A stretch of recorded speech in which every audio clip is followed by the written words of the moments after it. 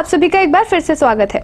उत्तराखंड में एक बार फिर से भारी बारिश की वजह से नदियां उफान पर आ गई हैं। ऋषिकेश में गंगा का जलस्तर भी बढ़ा है।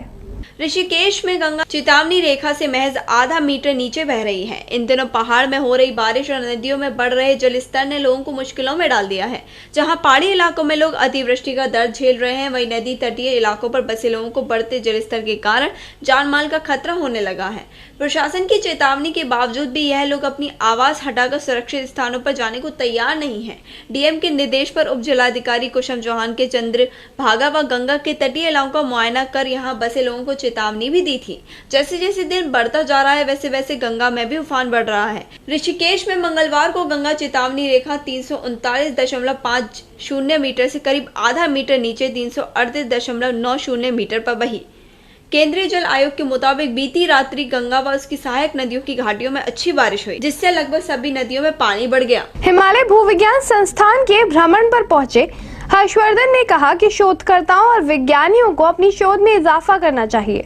प्रधानमंत्री ने जय जवान जय किसान के साथ ही जय विज्ञान का नारा दिया है। उन्होंने कहा कि प्रधानमंत्री खुद नए शोध कार्यों को लेकर उत्साहित है। उन्होंने विज्ञानियों से अपील करते हुए कहा कि फंडामेंटल विज्ञान जरूरी है, मगर उसे जन का विज्ञान बनाने की दिशा में प्रयास किए जाएं। अप्लाइड साइंस की दिशा में काम करने की जरूरत है। इससे पहले केंद्रीय मंत्री ने संस्थान में संग्रहालय समेत विभिन्न प्रयोगशालाओं का निरीक्षण कर शोध कार्यों की जानकारी हासिल की। इस अवसर पर संस्थान के निदेशक प्रोफेसर अनिल के गुप्ता व तमाम विज्ञानी उपस्थित रहे। उत्तराखंड के सरकारी डिग्री कॉलेज अब मुखिया विहीन नहीं रहेंगे। मुख्यमंत्री हरीश रावत ने आज यह घोषणा की है कि देश के सभी कॉलेजों में प्राचार्यों की नियुक्ति होनी चाहिए। मुख्यमंत्री हरीश रावत ने कल सचिवालय में उच्च शिक्षा विभाग की समीक्षा की। उन्होंने कहा कि सरकारी डिग्री कॉलेजों में प्राचार्यों की तैनाती को अभियान के तौर पर लिया जाए। इसके लिए नियुक्ति व चयन प्रक्रिया जल्द शुरू करने के निर्देश दिए गए। कॉलेजों में शिक्षकों की तैनाती पर जोर देते हुए उन्होंने कहा कि सभी कॉलेजों में पर्याप्त संख्या में शिक्षक तैनात होने चाहिए। उन्होंने छात्रों की बढ़ती संख्या के मद्देनजर सायकालीन कक्षाएं संचालित करने के निर्देश दिए। उन्होंने कहा कि दून विश्वविद्यालय उच्च शिक्षा का स्तरीय संस्थान बनना चाहिए। इसके लिए प्रभावी प्रयास किए जाएं। उन्होंने विश्वविद्यालय में शैक्षिक वातावरण प्रभावित न हो, इसके लिए विश्वविद्यालय के पास पुलिस चौकी की स्थापना, अभिसूचना तंत्र मजबूत करने के निर्देश भी दिए। मुख्यमंत्री ने कहा कि पर्वतीय क्षेत्रों में उच्च शिक्षण संस्थानों की स्थापना को जमीन लीज पर देने की व्यवस्था जरूरी है। पर्वतीय क्षेत्रों में शिक्षा व चिकित्सा संस्थाओं की स्थापना से शिक्षा का तेजी से प्रसार होगा। प्रदेश की जरूरत के मुताबिक तकनीकी शिक्षण संस्थाओं में विषय संचालित किए जाने चाहिए। उत्तराखंड की सरकार ने चतुर्थ राज्य वित्त आयोग में 24.88 करोड़ की धनराशि मंजूर की है।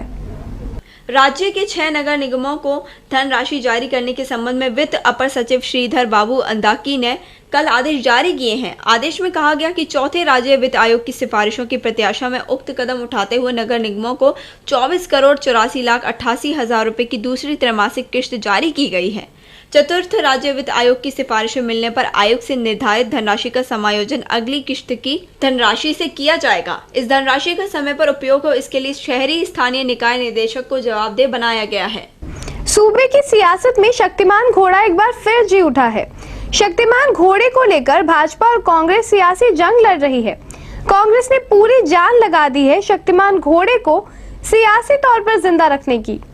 विधानसभा के समीप रिस्पना चौक पर शक्तिमान की प्रतिमा लगाने के बाद सोशल मीडिया पर लोगों की तीखी प्रतिक्रियाएं आई हैं। शहीद राज्य आंदोलनकारियों और राज्य की विभूतियों पर शक्तिमान को सरकार की ओर से दी जा रही तवज्जो पर सवाल खड़े होने के बाद उसकी प्रतिमा को रातों रात रिस्पना चौक से हटा दिया गया। बीती 14 मार्च को विधानसभा सत्र के दौरान भाजपा के प्रदर्शन में घायल शक्तिमान की बाद में इलाज के दौरान मौत हो गई थी। शक्तिमान के नाम पर जारी सियासत ने उस वक्त मोड़ लिया जब सरकार ने उसकी प्रतिमा को विधानसभा के समीप रिस्पना चौक पर लगाने का निर्णय लिया। हमारे प्रोग्राम यूपी उत्तराखंड स्पेशल में अभी के लिए बस इतना ही। समय के साथ चलते रहने के लिए देखते रहिए समाचार टाइम 24।